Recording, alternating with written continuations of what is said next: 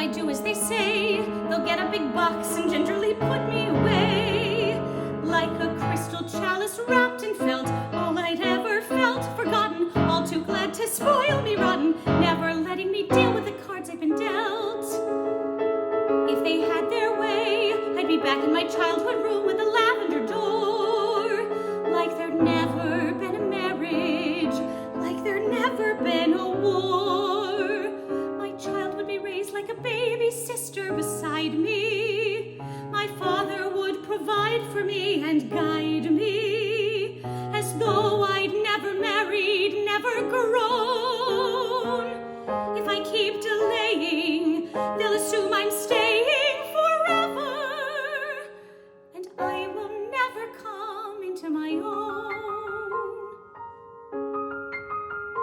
What comes next? For a widow of 21, whose prior attempts at usefulness were no more than child's play. I could waste myself on trifles till I'm dead, or escape this house and change my life instead. What comes next for a mother of decent means, who speaks European languages and crushes at croquet? How can all my education be applied to the people we neglect and cast aside? There are better ways than sewing with the ladies. There are bigger things than being dad's right hand. There are new plans to be made.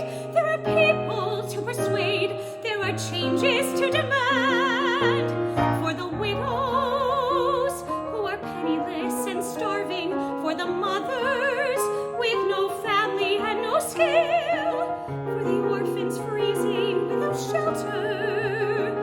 How can I succumb to feeling numb and sitting still?